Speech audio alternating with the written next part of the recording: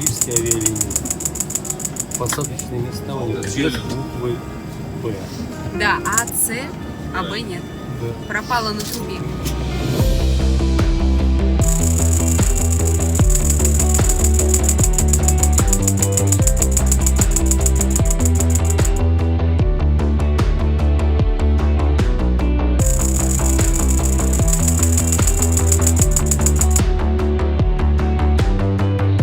Прилетели в Ригу. Мы летели аэроболтиком, как сказал стюардесс. И человек замерз. Схватила меня мою куртеху. Как тебе здесь, в Риге? Купили 4 билетика вот здесь, на автобус. По 1,15 в одну сторону. А у водителя 2. А у водителя 2. Хотели на такси, такси стоит 7 евро по Яндексу. Но мы экономщики. Автобус 22, видишь, я втянулся в блогерство. Берем вот так вот. Чик.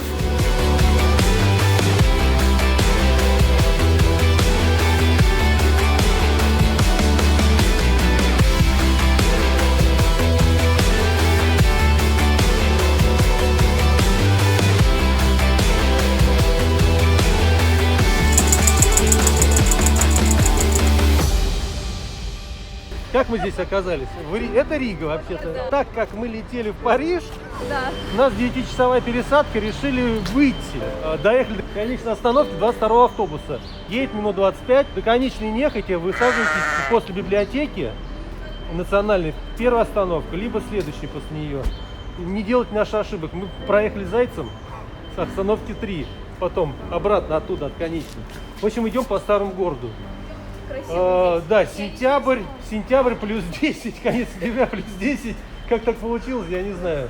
Ладрык, ты смотри, даже туман. Короче, сдали мы чемоданы в камеру хранения. Стоит это 10 евро. Пошли смотреть город.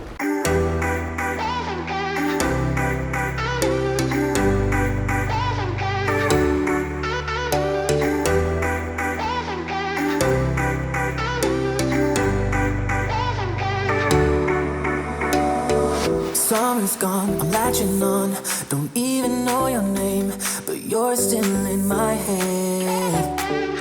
Underneath rays of gold. Ты знаешь, что тебе скоро полтинник? Да. Can't forget, no.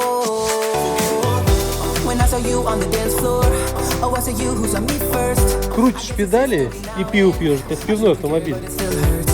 I didn't realize the danger. Первые упоминания пивоварения в Латвии датируются 1590 годом. Пиво классное, а число вкусов впечатляет. Причем в некоторых рецептурах присутствуют совершенно другие ингредиенты. Не солод и хмель, а, например, прополис, мед и маточное молоко.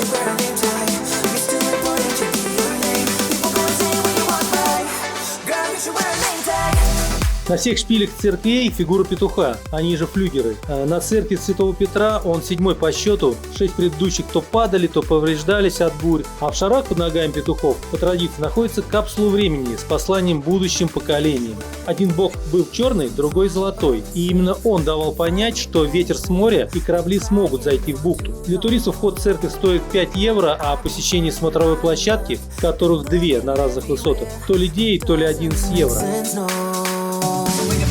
Cause I need you on the dance floor. 4 a.m. and we go home. I guess it's history now and I shouldn't care but it still hurts. I didn't realize the danger. Cause you're the end of the rainbow. Возведение памятника Роланда означало для города получение права вершить правосудие, статус торгового права и другие привилегии, а острие его меча отмечало точку отсчета длины всех дорог. Братство Черноголовых. Изначально братство Святого Георгия, объединявшее молодых купцов и капитанов судов. Позже их покровителем стал Святой Маврикий. Единственная сохранившаяся в оригинале историческая часть дома – это погреба. Здесь же, на Ратушной площади, бывшей рыночной, монтирована плита, как памятник первой новогодней елки Европы. Изначально считалось, что это Страсбург, но в Риге ее стали устанавливать на 95 лет раньше, в 1510 году. В ту пору принято было сжигать бревно, но черноголовые дополнили традицию сжиганием ели. Первое елочное украшение можно увидеть в Музее истории Риги и мореходства при Думском соборе. Для снижения ущерба от наводнения Даугавы улицы Риги на протяжении столетий подсыпались гравием, и в результате сегодня уровень пола в храме находится значительно ниже уровня улицы, разница до 2 метров. Существует легенда, что основатель Риги, епископа Альберта, который основал Ригу в 1201 году и скончавшийся в 1229, захоронили в недостроенном соборе. Местоположение могилы неизвестно до сих пор, поэтому живо предание о подземном ходе из алтаря собора, заканчивающегося подземелье с огромными драгоценностями. План подземелья и ключи от хода хранятся в Ватикане. На поиски клада направлялось множество исследователей, в том числе и знаменитая немецкая организация Ahnenerbe.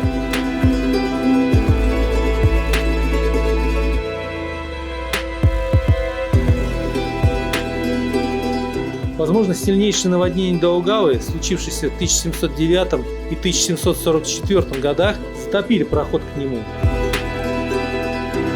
Орган Домского собора является одной из главных достопримечательностей Риги. Великий Франц Лист писал произведение специально для исполнения на этом органе. Кстати, во всей Европе Рига является единственным городом, в котором успешно функционируют храмы 5 различных религий. Вот она, старая Рига. Кстати, здесь где-то снимают все эти фильмы. И «Мушкетеров», и «Шерлок Холмс». Мы, кстати, вот по этой улице идем. А вот здесь вот, из «Шерлока Холмса» квартира, короче, здесь. Правда, она перекрыта.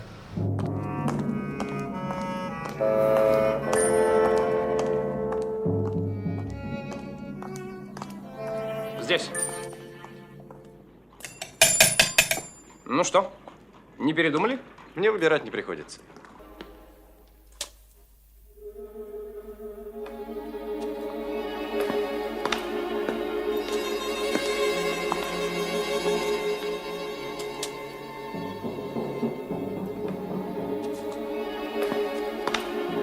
Что вам нужно, милейший? Здесь снимали Штирлица, когда здесь шел пастор Шлак. Он вдруг отчетливо вспомнил, как ему говорил Штирлиц. Вы придете на улицу под названием Цветочная. Вы должны пойти по четной стороне домов. И, проходя мимо дома номер 9, посмотреть на окно во 2-м этаже, слева от парадного. Цветочная, дом номер 9, окно во 2-м этаже, слева от парадного.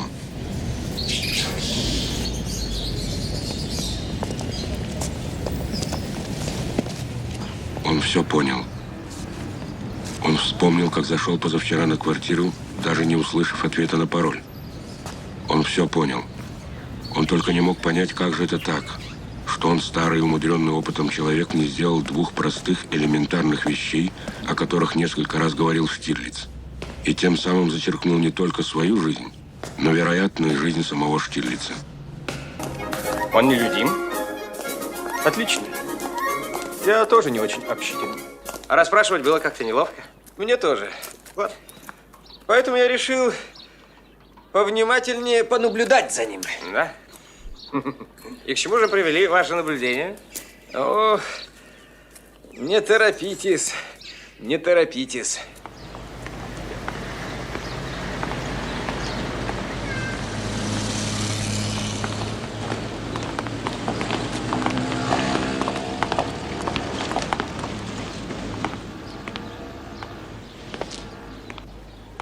Вот на этой площади у отеля Амноентор через час он должен был встретиться с Борманом.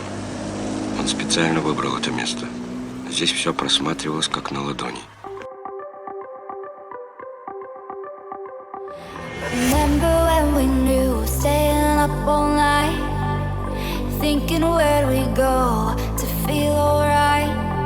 I guess we used to know what it'd be like to never be alone. Латвийский флаг. Он является одним из старейших в мире. Первые упоминания о нем появились в 13 веке. Только датский флаг может похвастаться более древней историей. Его часто путают с флагом Австрии. Он отличается от последнего только тем, что красный цвет латвийского флага несколько темнее, чем у австрийского. В День независимости 18 ноября каждый дом тут обязан вывесить государственный флаг. Нарушителям придется уплатить штраф.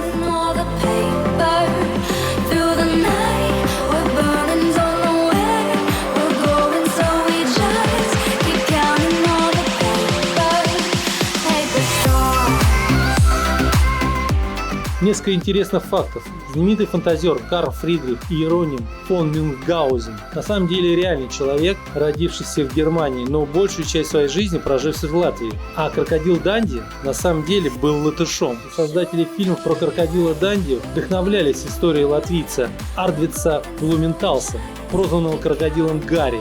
Он родился в Дунгаге в 1925 году, а потом эмигрировал в Австралию, где и начал охотиться на крокодилов. Житель Латвии – изобретатель джинсов.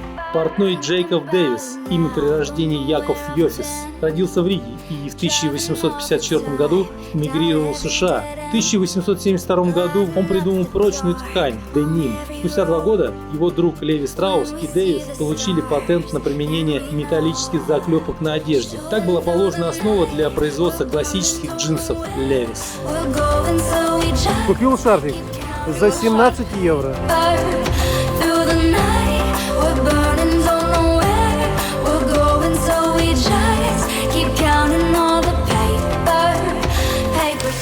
Памятник свободы. После присоединения Латвии к СССР в 1940 году поднимался вопрос о допустимости реконструкции и даже разборки памятника. Но благодаря скульптору Мухиной, уроженке Риги, кстати, той самой, кто создал монумент рабочей колхозницы, монумент был сохранен.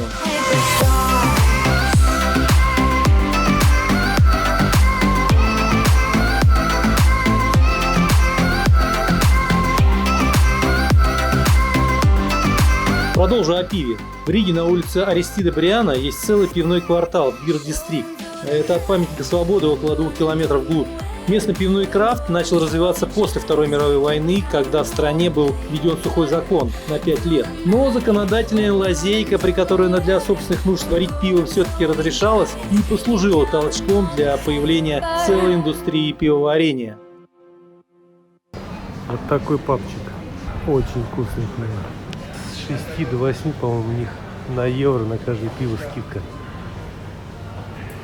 И действуют скидки для студентов, чем мы, в принципе, и воспользовались. Взял вот такое ИПА. Очень вкусно. А вот это кислило, но, видимо, старенькое. Вот, недопитое. Хорошее пиво. Вот очень вкусное. И вот новинка. Замечательно. Пиво не дешевое. Вот такой осадочек классный, но вкусный. 3,60. Так это пиво стоит 4,60. А мне вышло 3,60. Причем это 0,33. Вообще жесть.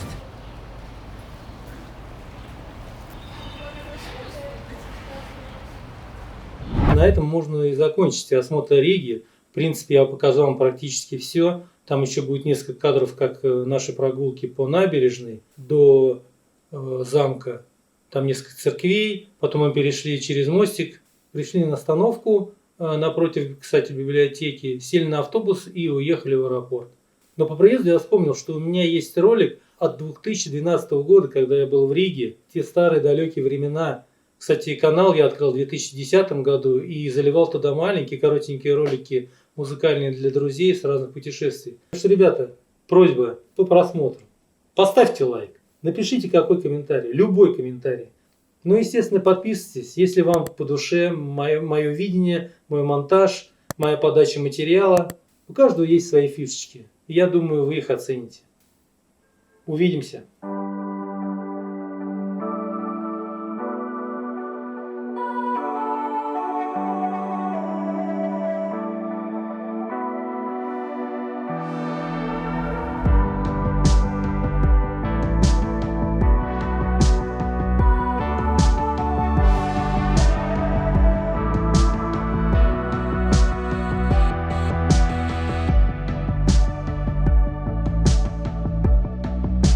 Рига – столица югенстиля. Каждое третье здание в латвийской столице выполнено в стиле модерн или арт-нуво.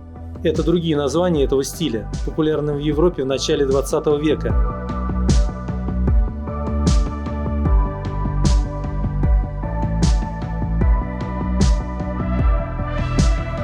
Всего таких домов более 8 сотен по всему городу, на разных улицах. Но основной в этом плане считается Посольский район.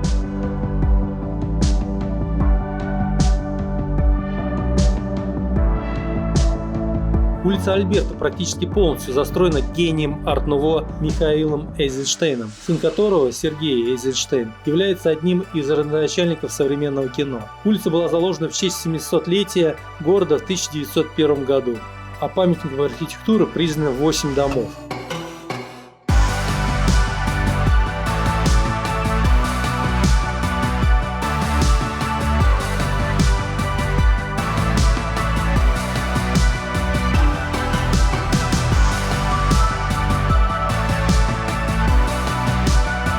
Увы, разразившаяся в 1914 году Первая мировая война фактически похоронила стиль. В Латвийской ССР улица носила имя революционера Фрициса Гайлиса.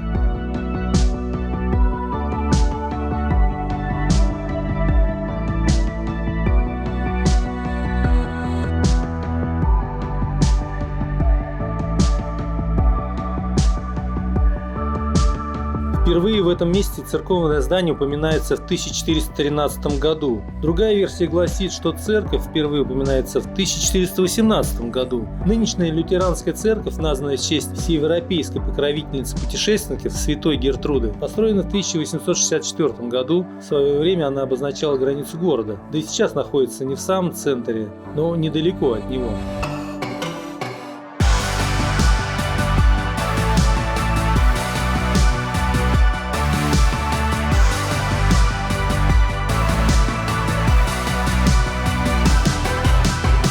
Православный кафедральный собор был построен в 1876 году. Деньги на строительство были собраны менее чем за полгода и оставался действующим до 1963 года. Затем был закрыт и превращен в Дом знаний. Его внутреннее убранство, включая росписи, полностью уничтожено. И только в 1991 году его вернули верующим, а его реконструкция длилась 1,5 десятилетия.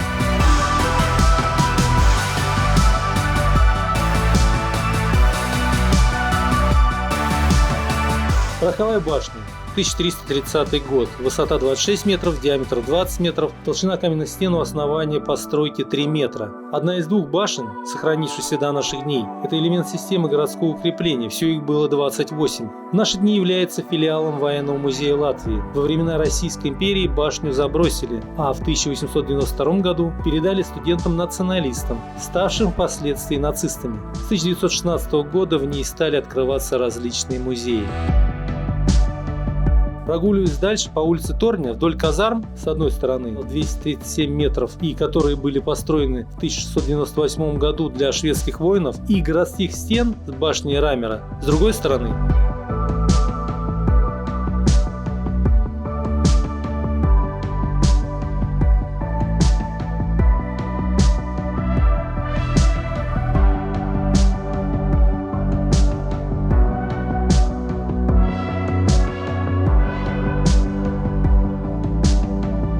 Я уперся в шведские ворота с вкопанными по бокам пушками, для того, чтобы кареты не разбивали стены домов. Напротив ворот дом палача. В те дни, когда требовались его услуги, в условленном месте для него оставляли перчатку.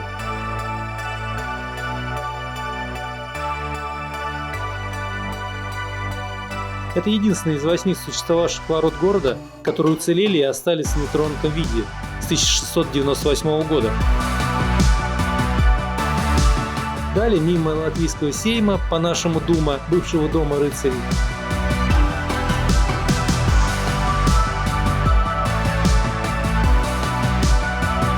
Подошел к церкви святого Иакова, 4-й по величине церкви Риги и главной католической церкви Латвии.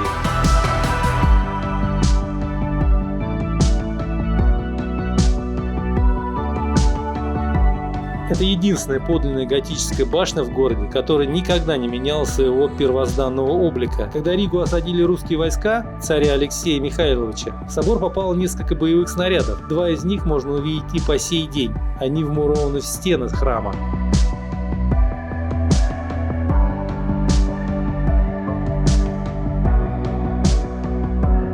И вот он. Архитектурный комплекс «Три брата». Самые старые жилые строения города. Сегодня здесь находится Государственная инспекция по охране памятников культуры, Союз архитекторов Латвии, Музей архитектуры, кстати, вход в него бесплатный, и редакция журнала «Латышская архитектура». Белый брат самое старое здание комплекса, построено около 1490 года. Средний брат, желтый, 1646 год. Зеленый брат построен позже других, в конце 17 века. По сохранившейся легенде, 3 братьев возвели мужчины одного рода. Согласно же другой версии, свое название «Три брата» здание получили по аналогии с 3 сестрами, находящимися в Таллине.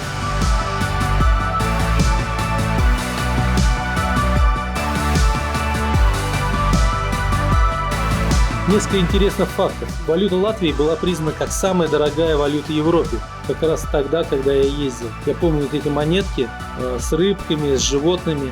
На 2013 году 1 лат стоил 64 рубля. В тот самый момент, как 1 евро 45 рублей. Но в 2014 году Латвия перешла на евро и утратила титул самой дорогой валюты Европы. Детям младше 16 лет тут разрешается водить велосипед только при наличии специальных водительских прав.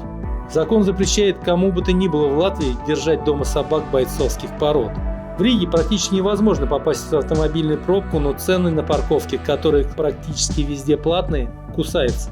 Латышки относятся к категории одних из самых высоких наций в мире. Средний рост женщин составляет 170 сантиметров, причем мужчины слегка от них отстают, занимая 4-е место в мире по росту.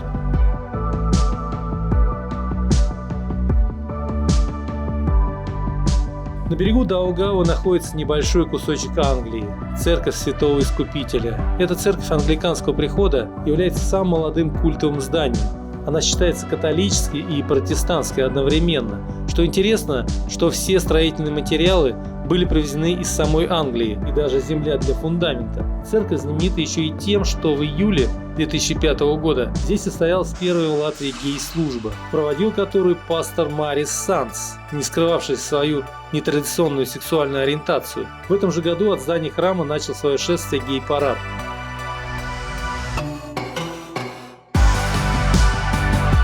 Прямо напротив церкви, в витрине из бронированного стекла, стоит копия скульптуры 16 века. Это Большой Кристоф. По легенде, Кристоф был перевозчиком. Как-то раз он услышал детский крик «Тонул ребенок» и бросился ему на помощь. Будучи огромным мужчиной, он добрался до ребенка, посадил его на плечо и вынес из воды. Когда он его унес, страшная усталость обрушилась на Кристофа. С огромным трудом он добрался до берега, положил дитя в безопасное место и тут же уснул.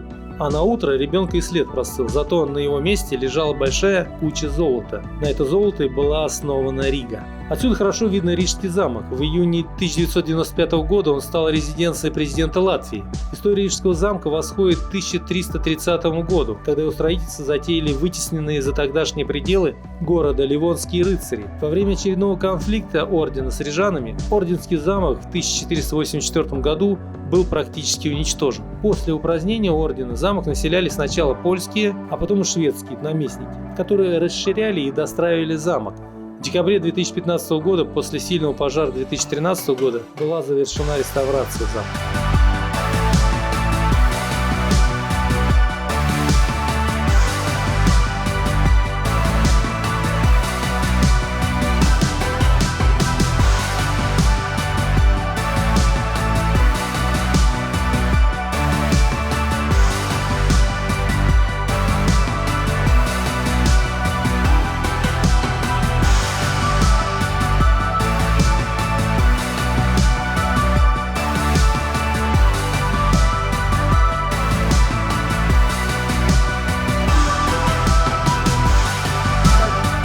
Короче, 4 часа на Ригу нам достаточно, все. Пиво, с учетом пива, еды, сувениров, всякой фигни. Весь центр обошли, идем за чемоданами, все, в Париж. Всего за 4 часа. Да, пока. Пока.